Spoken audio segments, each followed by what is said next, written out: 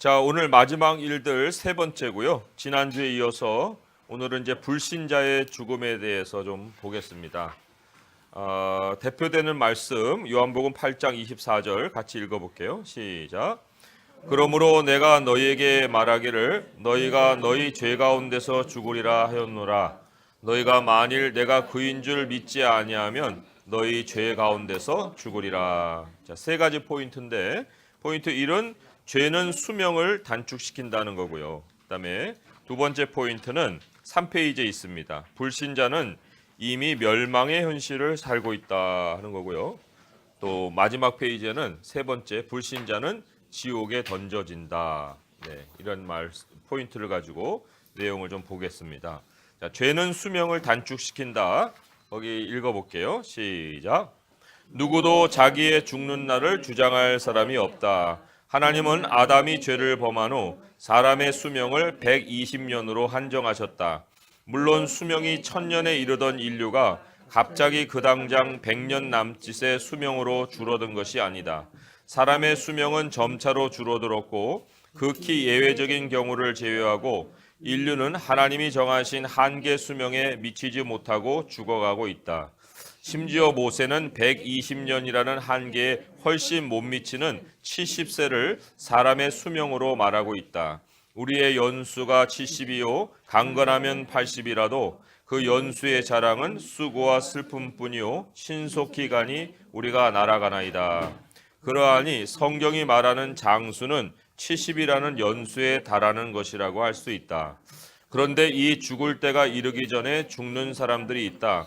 성경의 표현을 쓰자면 수명이 짧아지는 사람들 또는 때가 이르기 전에 끊겨버리는 사람들이다. 그 이유는 죄이다. 예수님이 33세를 일기로 죽으신 것은 수명이 짧아진 경우가 아니다. 하나님이 예수님의 수명을 그 기간으로 정해 놓으셔서 그때의 죽음을 맞으신 것이다. 예수님을 믿는 신자들은 모두 하나님이 정해 놓으신 기간을 살고 자기 생을 끝낸다. 짧게 생을 끝낸 신자들의 경우 성경이 밝히는 이유는 여러 가지이지만 가장 대표적인 것이 박해로 인한 순교이다. 또한 성경은 재앙이 덮치기 전에 하나님이 의인을 먼저 데려가신다고도 말한다. 어떤 경우이든지 간에 신자가 일찍 죽음을 맞는 것은 죄로 인해 시기상조의 죽음을 맞는 것과는 엄연히 다르다. 신자에게는 죽음이 언제 찾아온다 해도 두려움이 아니다. 하지만 죄 가운데 죽는 불신자들에게는 장수하여도 죽음이 엄청난 공포이다. 그 이유인즉 하나님께 용서받지 못한 죄가 그들 안에 있기 때문이다. 자, 그러면 히브리서부터 한번 찾아보겠습니다. 히브리서 10장. 이 신자는 짧은 수명을 살아도요. 절대로 죽음을 맞을 때 두려움을 갖지 않아요.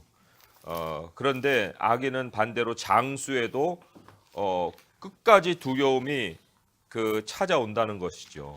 그래서 신자의 죽음과 불신자의 죽음을 수명의 길이로만은 알 수가 없고 그 두려움이 과연 어떤 모습으로 존재하고 있느냐에 더 큰 그 의미를 둘 수가 있습니다. 우선은 그러나 이제 이따가 수명이 짧아지는 이유에 대한 더 깊이 있는 내용을 다룰 텐데요. 먼저 히브리서 10장 26절 27절을 읽어볼게요. 시작.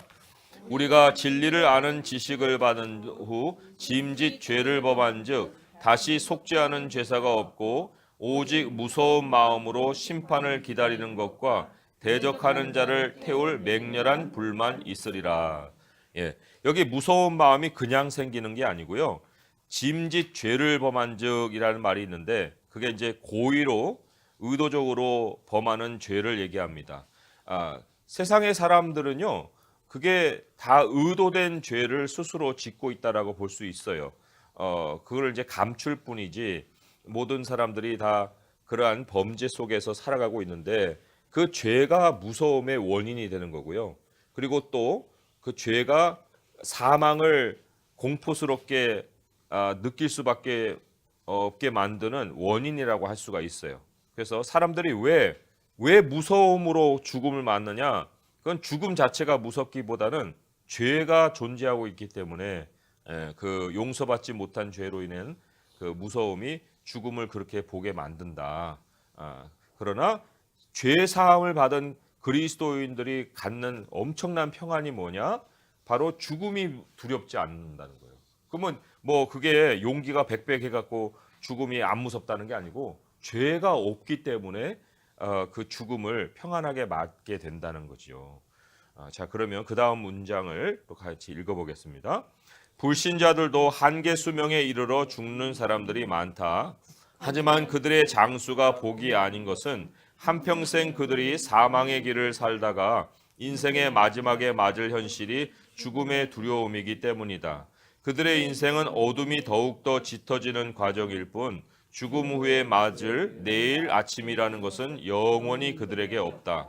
불신자들은 죽음 후를 준비함이 없이 일생 동안 서로 충돌하며 여기서 어떻게 사는 것만 생각하고 살았기에 그들의 장수는 헛된 세월을 보낸 기간이고 영원히 후회할 세월을 땅에서 더 많이 보낸 결과에 불과하다. 자, 누가복음에는 비유가 나옵니다. 비유가 나오는데 그 비유는 뭐 우리 모두가 다 알고 있는 비유지만은요. 과연 여기에서 자리를 잘 잡고 오랜 세월을 산다는 것이 의미가 얼마나 있겠느냐 하는 것을 이 말씀이 아주 적나라하게 고발하고 있어요. 예수님의 말씀인데 19절 20절 읽어봅니다. 시작. 또 내가 내 영혼에게 이르되 영혼아 여러 해 쓸 물건을 많이 쌓아두었으니 평안히 쉬고 먹고 마시고 즐거워하자 하리다 하되 하나님은 이르시되 어리석은 자여 오늘 밤에 내 영혼을 도로 찾으리니 그러면 내 준비한 것이 누구의 것이 되겠느냐 하셨으니 여기 준비라는 단어가 나오잖아요. 그러니까 우리가 과연 무엇을 먼저 준비하는 것이 가장 인생의 지혜로운 준비냐 할 때 여기 이 사람은 여기서 어떻게 살 것만을 준비해 놓은 거예요. 그러나 하나님이 이 세월을 우리에게 허락하신 이유는 죽음 이후의 세월을 준비하게 하시는 은혜인데 그거를 이제 세상은 모른다는 거죠. 그래서 장수하면 장수할수록 나중에 죽은 후에 후회할 세월만을 더 쌓아놓고 보낸 것밖에 다른 결과가 아니다 할 수가 있습니다. 자, 그러면 또 계속 읽어볼게요. 시작. 자기 수명을 다하지 못하고 죽는 이유가 죄라고 했는데 모든 불신자들이 죄 가운데 죽지만 지나친 악과 지나친 어리석음은 죽음의 기한을 앞당기는 죄이다. 예를 들어 성경은 피를 흘리게 하며 속이는 자들은 그들의 날에 반도 살지 못할 것이다 라고 선포한다. 살인자들과 거짓말하는 자들은 영원한 심판에 이르기도 전에 땅에서 죄의 심판을 받는 것이다. 다윗이 주께서 반드시 악인을 죽이시리이다 라고 고백한 것도 사람이 범한 죄에 대해 명백한 결과가 찾아올 것을 예고한 것이다. 그것은 하나님이 악인에게서 살 날을 빼앗으시는 것이다. 그러므로 악을 행하는 자들 때문에 불평하거나 불의를 행하는 자들을 시기할 이유가 없다. 그들에 대한 하나님의 심판이 정해져 있기 때문이다. 내 입의 판단으로 세상이 정화되고 옳은 길로 돌아온 적이 있었는가? 오히려 불평하고 시기할 사안들을 하나님께 가져가서 세상을 다스리시는 하나님이 신원하시고 판단해 주시기를 간구하는 것이 불의한 세상을 지혜롭게 사는 태도이다. 자, 전도서의 말씀에 우리가 악한 것뿐만 아니라 어리석다 그것이 갖는 의미를 가르치고 있어요. 그래서 우리가 하나님의 백성은 하나님을 아는 지혜가 있고 또 하나님을 아는 지식 때문에 망하지 않습니다. 이 백성이 방자에 행하는 것은 묵시가 없다고 한 것처럼 이 세상이 방자에 행하는 것도 그 이유의 배후에는 그 어리석음이 있기 때문에 그렇거든요. 한번 7장 17절을 말씀 읽어보겠습니다. 시작. 지나치게 악인이 되지도 말며 지나치게 우매한 자도 되지 말라. 어찌하여 기한 전에 죽으려고 하느냐. 예. 그러니까 하나님이 정해놓으신 인간의 한계 수명이 있어요. 그런데 거기에도 미치지 못하고 죽는 사람은 뭐냐? 지나친 악인. 우리 뭐 이 땅에서도 범죄자들이 있잖아요. 그리고 그런 범죄만 아니라 지나치게 우매한 것도 이 수명을 짧게 만든다. 그래서 지혜 없는 사람이 참 그 소가 도살장에 끌려가는 것 같이 끌려가는 모습을 잠언 5장에서 소개하고 있지 않습니까? 그러니까 스스로가 사망에 그 이르는 길을 택해서 간다는 거죠. 자, 바보스럽고 지혜가 없는 거죠. 어리석고. 그러니까 판단력, 분별력이 없는 거예요. 분별이라는 것은 결국 기준이 있어야 되거든요. 그런데 진리가 없는 곳에 기준이라는 게 없잖아요. 그러니까 자기대로 생각하고 행동을 하는 것을 얘기하는 거죠. 그러면 질문을 보겠습니다. 불신자들이 땅에서 잘 사는 것이 왜 사망의 길을 걷는 것일까? 이게 굉장한 그 의문이었어요. 시편 73편을 쓴 사람의 큰 그 딜레마였단 말이죠. 그런데 그게 사망의 이유였던 이유가 이제 그 자체 자기가 딜레마로 생각하면서 그 생각하고 있는 그 사실 자체 안에 있었던 거예요. 이 사람은 마지막에 성전에 들어가서 그것을 이유를 깨달았다고 하지만 그러나 자기가 되뇌었던 말 속에도 이유가 있었다는 거예요. 자, 73편 3절에서 9절을 읽어볼게요. 시작. 이는 내가 악인의 형통함을 보고 오만한 자를 질투하였음이로다. 그들은 죽을 때에도 고통이 없고 그 힘이 강건하며 사람들이 당하는 고난이 그들에게는 없고 사람들이 당하는 재앙도 그들에게는 없나니 그러므로 교만이 그들의 목걸이요 강포가 그들의 옷이며 살찜으로 그들의 눈이 솟아나며 그들의 소득은 마음의 소원보다 많으며 그들은 능욕하며 악하게 말하며 높은 데서 거만하게 말하며 그들의 입은 하늘에 두고 그들의 혀는 땅에 두루 다니도다. 여기까지만 읽습니다.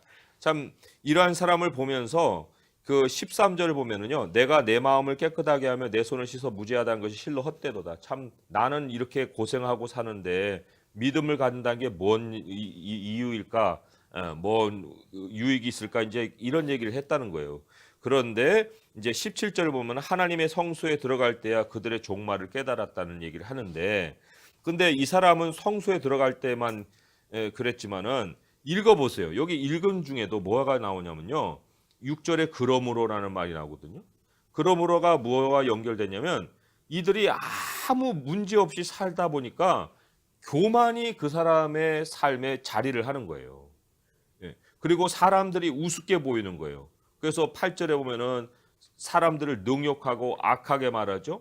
그리고는 자기 이 입은 하늘에 두고 혀는 땅에 둔다는 건 천상천하에 자기 생각이 다 옳게 되는 거예요. 그러니까 인간이 하나님 없이 스스로가 모든 것이 채워지면 이 지경이 된다는 거죠. 이게 바로 그 자체가 사망의 길이라는 거예요. 헤어나올 수가 없어요. 하나님이 그를 정말 이 깨달음으로 인도하지 않는 이상 그 상황에서 벗어날 사람이 없다는 거죠. 자, 그럼 포인트 2로 옮겨갑니다. 포인트 2는 굉장히 좀 중요한 것을 제가 좀 설명적으로 다뤘는데요. 한번 보세요. 불신자는 이미 멸망의 현실을 살고 있다. 자, 같이 읽어봅니다. 시작. 전 세계에 가장 잘 알려진 성경 구절은 요한복음 3장 16절이다. 그런데 이 구절을 전후 문맥 없이 사람들에게 알리다 보니 구절 자체의 의미도 왜곡되었고 이어지는 구절들의 중요성도 간과되었다. 구원이 누구에게나 주어지는 보편적 은혜가 아니라는 것은 예수님의 말씀 한 구절만 인용해 보아도 확실해진다. 예를 들면 이 같은 말씀이다. 내가 그들을 위하여 비옵나니 내가 비옵는 것은 세상을 위함이 아니요 내게 주신 자들을 위함이니이다. 그들은 아버지의 것이로서이다. 사람들은 요한복음 3장 16절에서 하나님의 사랑을 지나치게 강조한 나머지 하나님의 세상을 너무도 사랑하셔서 독생자를 보내셨고 믿는 자마다 다 구원하실 것이라고 복음을 전한다. 하지만 이처럼은 이만큼이 아니라 이와 같이이다. 즉 이처럼은 사랑의 정도가 아니라 사랑의 방식을 의미하는 것이다.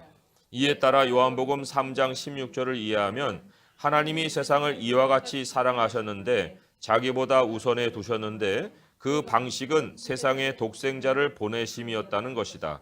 하나님이 세상에 독생자를 주신 목적은 벌써 심판을 받은 세상에서 자기 백성을 구원해 내시는 것이다. 즉 이미 세상을 멸망이라는 심판을 받았고 하나님은 그 세상으로부터 자기 백성을 찾아내어 독생자를 믿게 하심으로써 구원하시는 것이다. 이 사실도 하나님의 선택적 구원을 명확히 선포하고 있다. 이미 하나님의 심판이 내려진 세상인데 하나님이 그 세상을 다시 심판하시려고 예수님을 보내실 이유가 없다. 독생자가 오신 것은 오직 자기 백성을 구원하시기 위해서이다. 심판이 선고되었으나 아직 멸망이 시행되고 있지 않은 이유는 하나님이 구원을 작정하신 백성이 아무도 멸망치 않고 하나님께 돌아올 일이 남아있기 때문이다. 하지만 멸망은 하나님의 심판이 선고된 대로 반드시 시행될 날이 온다. 이것이 죽음 이후에 찾아올 영원한 심판이다. 그러니까 하나님이 세상을 이처럼 사랑하사라고 해갖고 그걸 굉장히 어떤 감각적으로 그 분량적으로 이해를 해왔단 말이에요. 그러나 성경이 얘기하는 것은 이 같은 방식으로 하나님이 세상을 사랑하셨다, 우선해 두셨다. 그거를 전한 거거든요. 우선은 베드로후서 3장 9절의 말씀을 통해서 그런 하나님이 그러면 지금까지 왜 세상을 지금 멸망을 시켰다고 하시는데 왜 지금까지 그런 세상이 아직은 멸망 가운데 시행이 그 멸망의 시행이 되지 않고 있느냐 하는 그 이유에 대해서도 이 굉장히 특정한 대상을 그 향한 하나님의 뜻을 밝히고 있어요. 베드로후서 3장 9절의 말씀을 같이 읽어봅니다. 시작. 주의 약속은 어떤 이들이 더디다고 생각하는 것 같이 더딘 것이 아니라 오직 주께서는 너희를 대하여 오래 참으사 아무도 멸망하지 아니하고 다 회개하기에 이르기를 원하시느니라. 예, 여기에 너희를 대하여라고 말을 하고 있습니다. 너희를 대하여. 이 너희라고 할 때 이 너희라는 것은 세상이 아닙니다. 세상이 아니라 하나님의 세상에 흩어져 있는 하나님의 백성을 일컫는 말이에요. 그 백성들이 멸망에 처하면 안 되잖아요. 그들은 이미 하나님 구원을 작정하신 사람들이기 때문에 아무도 그 멸망하지 않고 다 하나님께로 돌아오기를 나를 정해 놓으셨기 때문에 세상이 이제도 아직도 하나님 세상에 보낼 나타날 백성들이 있고 그들이 이제 돌아올 일이 있고 그게 이제 하나님이 세상을 보존하시는 이유다 하고 베드로는 지금 선포를 하고 있는 거죠. 자, 계속 말씀을 읽어볼게요. 시작. 이러한 설명은 요한복음 3장 16절과 이어지는 구절들을 연결할 때 더욱 명백해진다. 하나님이 그 아들을 세상에 보내신 것은 세상을 심판하려 하심이 아니요 그로 말미암아 세상이 구원을 받게 하려 하심이라. 그를 믿는 자는 심판을 받지 아니하는 것이요 믿지 아니하는 자는 하나님의 독생자의 이름을 믿지 아니하므로 벌써 심판을 받은 것이니라. 그러므로 기독교를 사랑의 종교로 내세워 하나님이 세상을 다 구원하실 것처럼 말하는 것은 성경의 가르침이 아니다. 이런 점에서 요한복음 3장이 거듭남에 대한 가르침을 먼저 심도 있게 다루고 있다는 사실을 기억해야 한다. 구원이 사람의 뜻으로 되는 것이 아니라 물과 성령으로 된다는 사실이 요한복음 3장 16절보다 먼저 언급되었다. 이로보건대 16절 하반절에서 그를 믿는 자마다 멸망하지 않고 영생을 얻게 하려 하심이라의 강조점은 그를 믿는 자마다가 아니라 얻게 하려 하심에 있다. 즉 그를 믿는 자마다는 하나님이 거듭나게 해주시는 사람들이고 그것이 곧 영생을 얻게 하려 하시는 하나님의 의지라는 것이다. 예, 여기 얻게 하려 하심이라 하는 것이 결국 주체가 누구냐면 하나님이에요. 하나님이 얻게 해주시고자 하신다는 거죠. 그러면 믿는 것을 사람에게 맡기면 어떻게 하나님이 얻게 해주시는 일이 나오겠습니까? 얻게 해주고 싶어도 사람이 거부해버리면 안 되는 거 아니에요? 그런데 그 니고데모와의 대화를 3장에서 굉장히 길게 다루잖아요. 그리고 엄마 뱃속에 들어갔다 나오는 게 아니고 물과 성령으로 위에서 나는 거듭남이 먼저 실행이 돼야만 구원된다 말씀을 하고 있기 때문에 그래서 요한복음 3장 16절이 모든 사람에게 열려져 있어서 다 구원받는다는 것을 얘기하는 것이 아니고 하나님이 이미 멸망의 세상 속에서 하나님의 백성을 구원해 내신다는 하나님의 의지를 표현한 말씀이다. 그렇게 우리가 이해를 해야 한다는 거죠. 자, 그러면 이제 문제로 보겠습니다. 용서받지 못하고 죄 가운데 죽는 것이 사후에 어떤 결과로 이어질 것이라고 생각하는가? 자, 이제 요한복음의 말씀으로 한번 찾아가서요. 요한복음 8장 21절에서 24절까지 말씀을 보도록 하겠습니다. 요한복음 8장 21절에서 24절까지예요. 같이 읽어볼게요. 자, 시작. 다시 이르시되 내가 가리니 너희가 나를 찾다가 너희 죄 가운데서 죽겠고 내가 가는 곳에는 너희가 오지 못하리라. 유대인들이 이르되 그가 말하기를 내가 가는 곳에는 너희가 오지 못하리라 하니 그가 자결하려는가? 예수께서 이르시되 너희는 아래에서 났고 나는 위에서 났으며 너희는 이 세상에 속하였고 나는 이 세상에 속하지 아니하였느니라.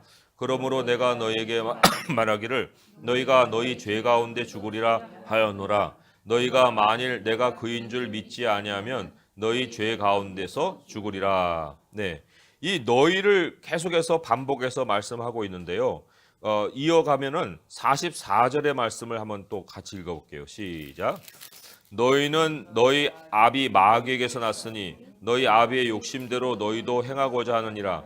그는 처음부터 살인한 자요 진리가 그 속에 없으므로 진리에 서지 못하고 거짓을 말할 때마다 제 것으로 말하느니 이는 그가 거짓말쟁이요 거짓의 아비가 되었음이라.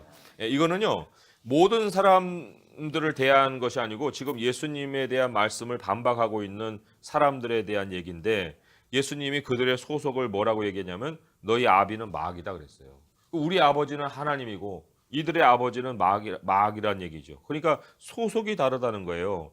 그래서도 47절에 보면은 하나님께 속한 자는 하나님 말씀을 듣나니 너희가 듣지 않으면 하나님께 속하지 아니하였음이로다. 그러니까 세상은 이미 멸망의 현실을 살고 있는데 그 멸망의 대상이 누구냐면은 바로 불신자다. 그래서 용서를 받지 못한다는 것은 결국은 이게 하나님의 백성과 하나님의 백성이 아닌 것을 가르는 가장 큰 그 차이점이라고 볼 수가 있죠. 그 뒤로 넘기셔서 4페이지 이제 지옥에 대한 얘기를 합니다. 그 지옥에 대한 얘기가 사실은 굉장히 어렵게 사람들이 생각을 하는데 그런데 이 불신자와 신자의 그 가르는 선이 하나님의 주권에 있다고 하면은 지옥이라는 것에 대해서 우리가 조심스러워할 이유가 없거든요. 그거는 정해진 것이기 때문에 이제 읽어봅니다. 왜 그것이 어떤 것인지. 자, 읽어볼게요. 시작. 멸망이란 단어의 뜻이 망하여 없어지다이지만 불신자들이 죽음 후에 맞을 멸망은 순간 당하고 끝나는 사건이 아니다. 재기할 기회가 주어지는 사건도 아니다. 멸망은 그들에게 영원한 현실이다. 성경은 그 멸망의 현실을 비유이든 실제이든 세 가지 대표적인 단어로 묘사한다. 첫째는 불꽃, 둘째는 캄캄한 어둠, 셋째는 수치이다. 이 단어들을 비유로 보면 불꽃은 고통이고 어둠은 단절이며 수치는 죄책 또는 죄의 벌을 의미한다. 신자들이 행위에 따라 상을 받듯이 불신자들도 행위에 따라 심판을 받는다. 심판 후에 신자들이 천국에 들어가는 것과 마찬가지로 불신자들도 영원한 심판을 받고 그들의 삶이 기다리고 있는 곳으로 간다. 그러나 신자들이 영광스럽게 입성하는 것과는 달리 그들은 바깥 어두운 지옥으로 던져진다. 성경은 같은 사건을 불못에 던져진다고도 말한다. 성경은 이 불못을 둘째 사망이라고 부른다. 이 불못에는 사망과 음부도 던져지고 마귀와 짐승과 거짓 선지자도 던져져 밤낮 괴로움을 받는다. 사망의 의미가 이전의 모든 힘을 잃어버리고 단절되는 것이라고 할 때 지옥에서는 모든 존재가 이전의 권세를 잃어버리고 뒤섞여 고통하고 사망조차 힘이 없는 곳이다. 그래서 지옥은 구더기도 죽지 않고 불도 꺼지지 않는다. 이 지옥은 영원한 현실이다. 우리에게는 지옥 내면의 현실에 대해 그 이상 알려진 바가 없고 그것은 불신자들이 체험할 것이다. 하지만 이 다음의 문제를 보게 되면 여기에서 우리가 지옥의 현상이 어떨 것인지를 좀은 추정을 해볼 수가 있어요. 하나님이 불신자들의 죄를 그들의 원대로 내버려 두시는 이유가 무엇이라고 생각하는가 했는데 로마서 1장 말씀을 좀 보겠습니다. 로마서 1장 말씀. 로마서의 1장 24, 26, 이제 28 이렇게 돼 있거든요. 자, 자, 세 구절 좀 띄엄띄엄 있지만 한번 같이 24, 26, 28을 읽어보도록 하겠습니다. 시작. 그러므로 하나님께서 그들을 마음의 정욕대로 더러움에 내버려 두사 그들의 몸을 서로 욕되게 하게 하셨으니 26절입니다. 이 때문에 하나님께서 그들을 부끄러운 욕심에 내버려 두셨으니 곧 그들의 여자들도 순리대로 쓸 것을 바꾸어 영리로 쓰며 28절입니다. 또한 그들이 마음에 하나님 두기를 싫어하며 하나님께서 그들을 그 상실한 마음대로 내버려 두사 합당하지 못한 일을 하게 하셨으니 네. 그러니까 이 지옥의 삶이 어떨 것이라 하는 걸 이걸 추정을 해서 보게 되면 거기에는 무한 자유가 있는 곳이에요. 사실은 무한 자유가 있어요. 자기 원대로 하고 싶은 대로 다 내버려 두시는 그런 상황이니까. 그런데 그 사람에게 무한 자유를 주게 될 때 일어나는 현상들이 지금 24절부터 해서 쭉 나오는 거예요. 거기에 보면은 그 29절에 보듯이 불의와 추악과 탐욕과 뭐 시기, 살인, 분쟁, 사기 이런 게 쭉 나오잖아요. 이게 영원히 계속된다고 생각을 해보세요. 그러면 그 자유가 어떤 자유겠습니까? 서로를 고통스럽게 하는 그러한 자유가 되지 않겠어요?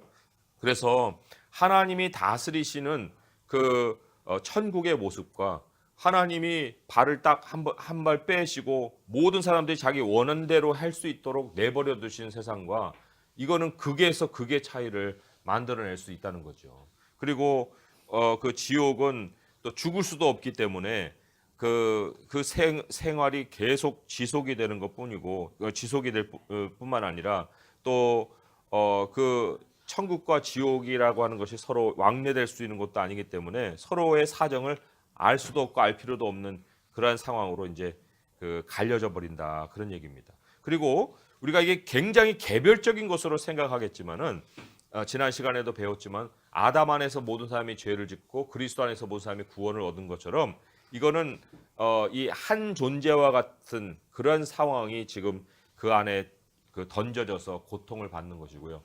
또 사망은 권세가 다 떠나는 거기 때문에 사탄도 거기서 힘을 발휘를 못해요. 예.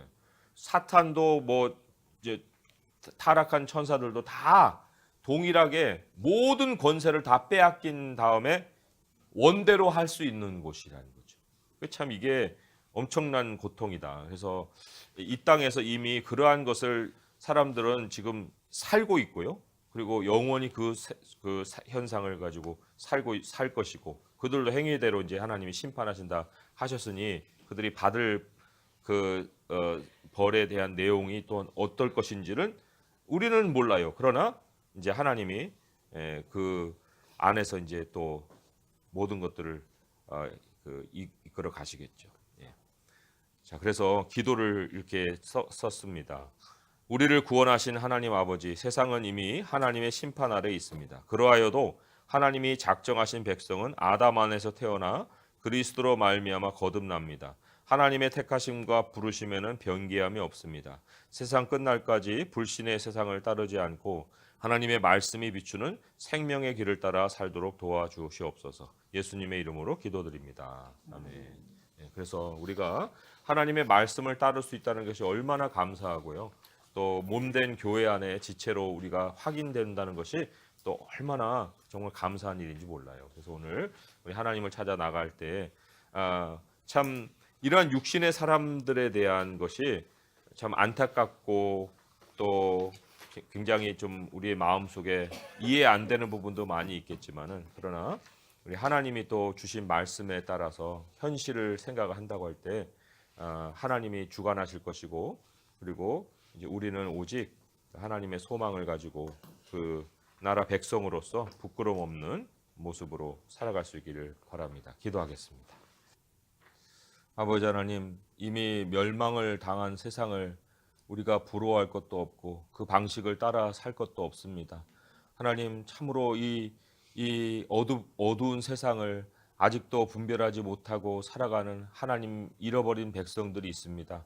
주님, 그들을 주님께서 반드시 또 그 어두움에서 꺼내실 것이고 불꽃 가운데서 꺼내실 것인데 하나님, 저희들을 사용하사 또 그 일을 행하신다 하십니다.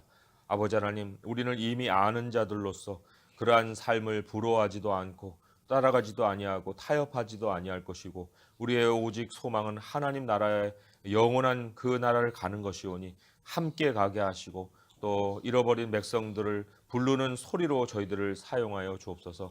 하나님 아버지, 정말 그 나라 우리 하나님이 천국의 현실은 너무나도 정말 찬란하게 우리에게 가르쳐 주셨습니다. 하나님, 지옥은 하나님이 정말 설명을 해주셨지만 우리가 더 알 이유도 없고 필요도 없습니다. 하나님, 그곳은 우리의 미래가 아니기 때문입니다. 하나님 아버지, 그러나 안타깝게 정말 이 땅에서 주신 하나님의 은혜를 그렇게 많이 체험하지 못하고 마지막 순간까지 주님이 부르시는 그때에서야 정말 주님을 부르는 그러한 하나님 백성, 어리석은 백성이 없게 하시고 하나님, 정말 우리 주님이 은혜를 베푸사 저희들과 함께 천국 가는 모든 백성들 정말 일찌감치 우리 주님을 만나서 은혜롭고 정말 평안하고 그리고 감사한 그러한 신앙생활을 할 수 있도록 도와주옵소서. 하나님, 우리 강남 새순교회를 주님이 그러한 도구로 사용하고자 세우셨사오니 저희들이 이제 한 배를 타고 주님을 향해서 가는 정말 방주와 같이